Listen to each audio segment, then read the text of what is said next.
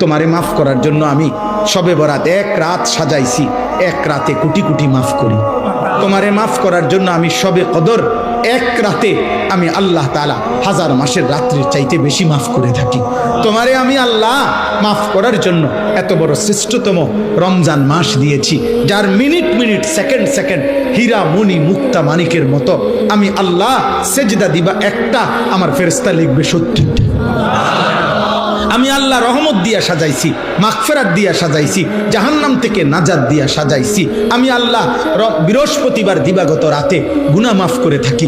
প্রত্যেক দিন তাহাজ্জুদ নামাজের ওয়াক্তে গভীর রাতে কোটি কোটি বান্দা আমি মাফ করি। তাহলে মাফ করার জন্য প্রতিদিন রাত্রে ঠিক করছি, বৃহস্পতিবার রাত্রে ঠিক করছি, শবে বরাত ঠিক করছি, শবে কদর ঠিক করছি, পুরাটা রমজান ঠিক করছি। এছাড়াও বান্দা 90 বছরের গুনাহ নিয়েও যদি কেউ আসে, আমি আমার বন্ধুকে বলছি, বন্ধু যদি সে সত্যিকার তওবা করে আমি একসাথে মাফ করে দেব।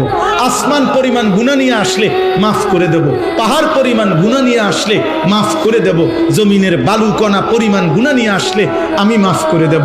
তুমি এরপরে বলো বান্দা, আমি যদি তোমাকে জান্নাত দিতে চাইছি বলে কতভাবে আয়োজন করলাম, আমি আর কি বললে, আর কত সুযোগ দিলে তুমি জাহান্নাম থেকে মুক্তি পাইবা।